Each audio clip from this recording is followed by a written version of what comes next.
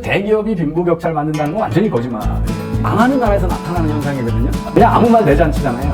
이 소득격차하고 행복의 관계도 똑같아요. 그러지 않고 아주 훌륭한 정부를 만드는 것으로 다각화를 할 때 가장 성장을 빨리 하거든요. 대도국이었던 나라에서는 다각화가 정답이에요. 다각화했던 기업을 전문화했던 기업이 두산이에요, 두산. 탈원전하고 전체가 지금 흔들리는 거예요.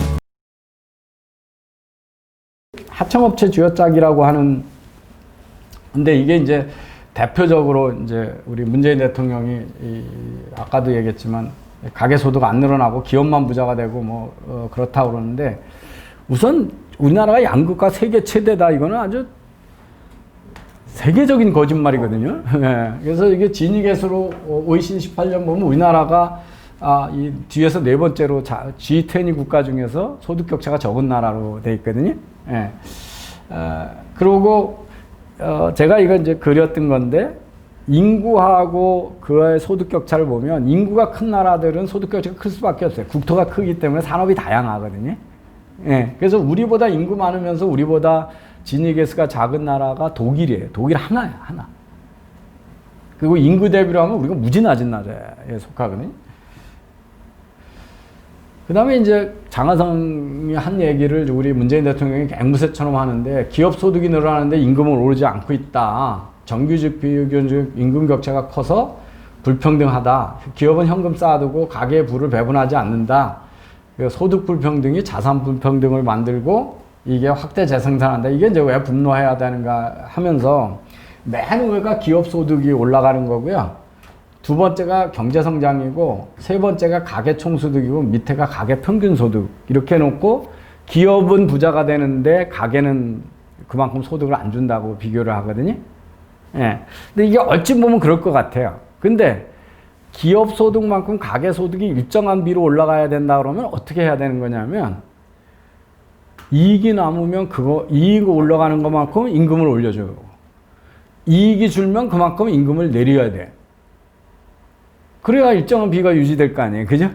그러니까 기업 이익하고 임금하고는 그런 관계로 형성되는 게 아니거든요. 예. 그 다음에 제일 황당한 게 뭐냐면, 어떤 경제학자도 기업을 소득이라고 치고 가계소득하고 비교하지 않아요. 왜냐하면 기업은 그게 최종적인 소득 종착지가 아니에요. 거기 있다가 하청업체로 가고 근로자한테 가고 주주한테 가는 거지, 거기 머물러 있는 거지, 기업이 사람이 아니잖아요. 중간 파이프라인일 뿐이잖아요. 정부도 파이프라인이거든요. 최종적으로 그 경제학자들은 뭐냐면, 노동 생산성 향상만큼 임금이 올라갔냐를 따지지, 예, 기업의 이익하고 그걸 따지지 않아요. 그건 비교 대상이 아니거든요. 그래서 이건 황당한 거고요. 더 황당한 건 뭐냐면, 경제 성장이나 기업 소득하고 가계 평균하고 비교하는 거예요. 평균 소득 올라가는 거. 근데 이게 왜 황당하냐면, 완전 눈속임이거든요. 우리나라가 가계 숫자가 급격히 늘어나고 있어요. 분할을 해서. 한 집에 3대가 모여 살다가 세기 쪽으로 쪼개지니까 가계 평균 소득은 확 줄어들 수밖에 없거든요. 그만큼 올라갈 수가 없잖아요. 그러니까 이거 완전 눈속임입니다. 그래서 여기 또 이제 좌승희 박사가, 기업의 자산이 커지고 매출이 커지면 지니게스가 어떻게 되냐면 반비례로 가거든요. 기업이 큰 기업이 있을 선진국이 지니게스가 낮잖아요. 그러니까 좋은. 그래서 대기업이 빈부격차를 만든다는 건 완전히 거짓말이거든요. 그래서 이제 소득격차 만드는 거는 정책과 제도도 있지만 글로벌하고 기술 변화가 더 많이 영향을 미치는데, 이런 얘기는 다 빼고 얘기를 하는 거죠. 그래서 우리나라가 만약에 기업이 임금을 제일 안 주고 착취한다 그러면, 우리나라가 OECD 국가 중에 아동의 상대적 빈곤율이 제일 낮은 나라에 속해요. 그러니까 아동은 뭐냐면 경제활동하는 부모로부터 받아서 쓰는 거거든요. 그러니까 경제활동을 하는 층까지는 우리가 가난하지 않다는 거거든요. 그런데 누가 가난하냐면 은퇴하신 분들이 가난하거든요. 그러니까 그거는 소득 분배, 지금 임금 때문에 나타나는 현상은 아니잖아요. 저축을 못 해놨다라는 거지. 그래서 이제 그것도 안 맞고요. 이 임금, 여기서 이제 그 노동소득 배분율, 이 총 기업이 만드는 부가가치 중에 임금이 얼마나 낮아지냐면 G20 국가가 다 줄거든요. 주는 게 정상이에요. 왜냐하면 노동집약산업에서 자본집약으로 가면 임금 비중이 줄어야 되잖아요. 근데 그거 줄었다고 기울어지는 운동장이라고 막 그런 거예요.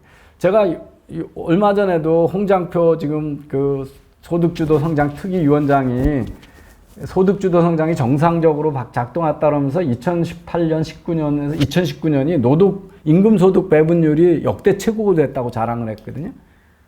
그거 아주 미친 소리예요. 이게 뭐냐면 2019년에 우리나라 기업의 이익이 반토막이 났어요.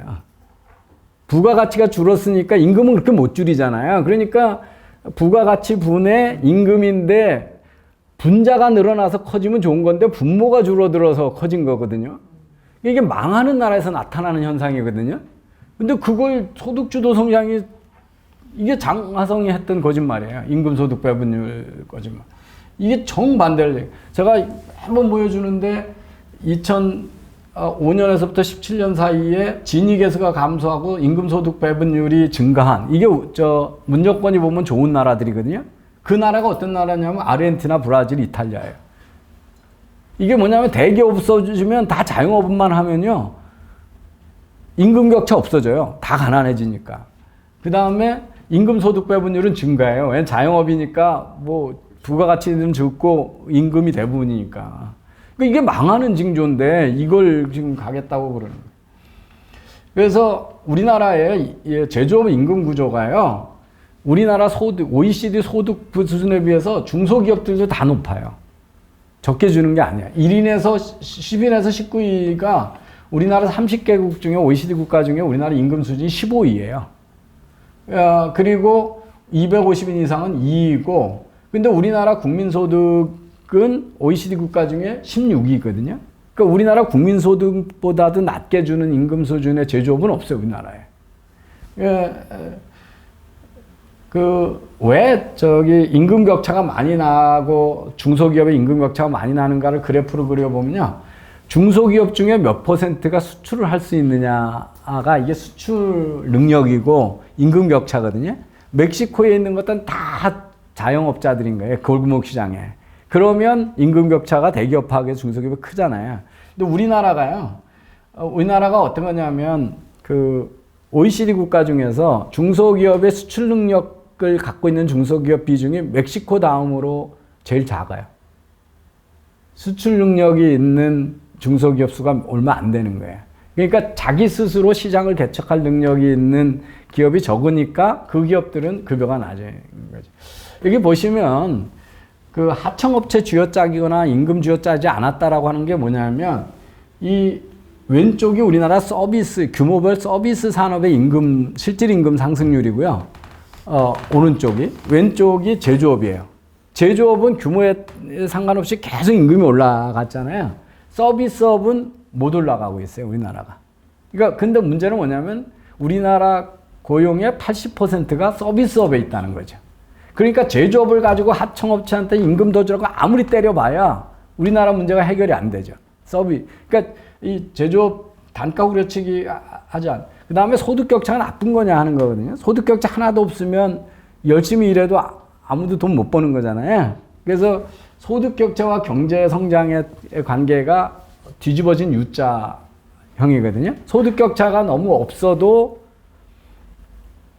열심히 일해도 똑같이 받으면 일 안 하는 거고, 소득 격차가 너무 커서 부자 혼자 다 가져가고 나머지는 거지면 거기도 열심히 안 하잖아요. 그러니까 적당한 소득 격차가 있어야 되는 거잖아요. 근데 오늘 또 문재인 대통령이 평등 경제를 만들어야 민주화가 정말 이건 뭔지 모르겠어요. 뭐 그냥 아무 말 대잔치잖아요. 이게 제가 재밌게 읽은 건데요. 이 소득 격차하고 행복의 관계도 똑같아요. 이건 뭐 같은 얘기죠. 열심히 일해도 보상 안 받는 사회도 행복할 리가 없고, 1등이 다 가져가고 나머지는 거지로 살면 행복할 리가 없잖아요. 그러니까 적당한 격차가 있어야 행복하고 일도 열심히 한다는 거죠.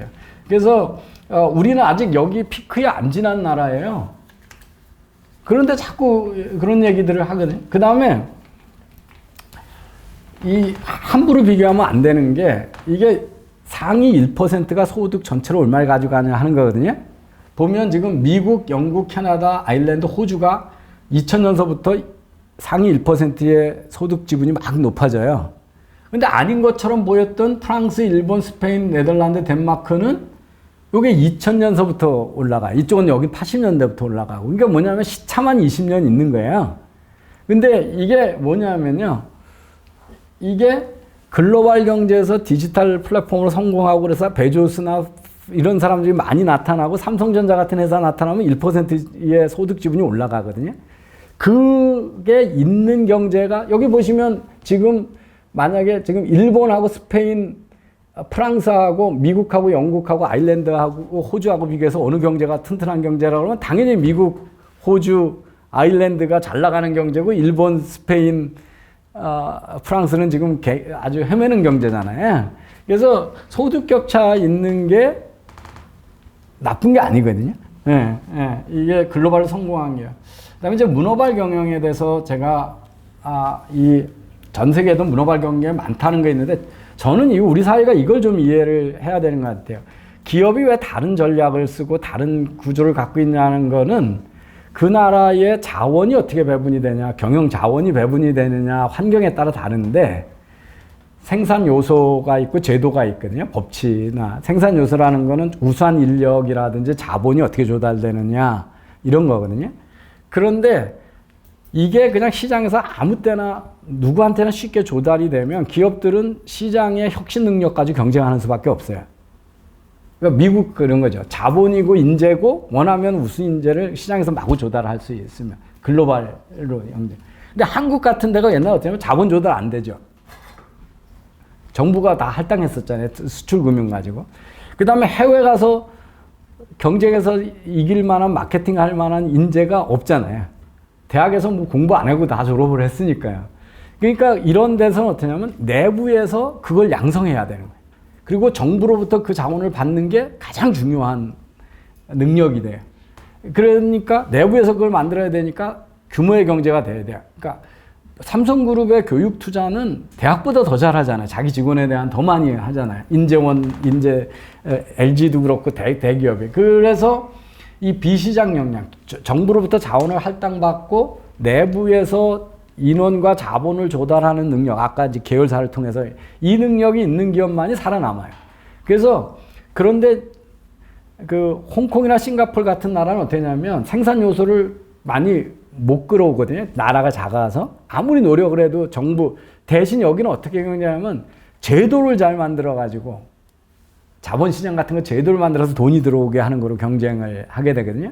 그래서 이런 나라도 아주 그 나라가 살아남으려면 부패하지 않고 아주 훌륭한 정부를 만드는 것으로 서바이벌을 하는데 우리나라 같은 데가 대표적으로 비시장 역량이 있는 기업이 살아남을 수밖에 없는 기업이고 이런 나라에서는 다각화를 해야만 살아남는다는 거예요. 근데 다각화에 대해서 문어발 경영에 대해서 보시면 여기 이 다각화를 하는데 개도국에서는요, 전문화를 하면 수익성이 마이너스가 돼요. 비관련 다각화를 할수록 수익성이 커요. 근데 선진국에서는 별 차이가 없어요. 다각화를 해봐야 소용이 없어요. 그 다음에 성장 능력에서, 개도국에서 보면 다각화를 할 때 가장 성장을 빨리 하거든요. 그래서 이게 맥킨지가 실증적으로 보고한 거거든요. 그러니까 개도국이었던 나라에서는 다각화가 정답인 거예요. 근데 그 이유가 뭐냐면 그 기업에 대한 신뢰도가 낮아서 아주 큰 애들 아니면 국민들이 신뢰를 안 해요. 그러니까 우리나라는 어떻게 하냐면 광고를 할 때 미국에서는 우리 제품이 상대 제품보다 좋다고 광고하는데 우리는 삼성이 만들면 다릅니다 라고 광고를 하고 아파트 이름에도 대기업 이 삼성을 붙이는 거죠. 그리고 뭐 한 번의 선택이 10년을 좌우한다 이렇게 하는 거잖아요. 이게 대기업의 신뢰성을 주는 거예요. 그 다음에 수요가 너무 빨리 바뀌어요. 잘못했다가는 아참은 망하거든요. 그런데 저는 자꾸 문어발 경영한 사람한테 이 그래프를 보라고 하는데요. 이쪽으로 갈수록 우리나라 그 30대 재벌이 IMF 때 이쪽이 전문화된 재벌이고 저쪽이 다각화한 재벌이니까 제일 다각화한 게 LG하고 삼성이잖아요. 근데 여기 별표 붙여놓은 게 뭐냐면 IMF 때 망한 재벌들이에요. 그 어떤 기업이 망하냐? 우리나라에서 전문화하면 망하는 거예요. 근데 망하라고 자꾸 그래요, 지금. 망하라고. 지금도 보세요. 맥킨지 말 듣고 다각화했던 기업을 전문화했던 기업이 두산이에요, 두산. 지금 종갓집 김치에다가 코카콜라에다가 오비 맥주 가지고 있었으면 캐시가 계속 들어오잖아요. 근데 중공업을 하나로 뭉쳤다가 이게 그냥 탈원전하고 이거 하니까 그냥 그룹 전체가 지금 흔들리는 거거든요. 예. 우리 지금 중공업 조선 넘어가고 나면 뭐 그냥 가는 거잖아요.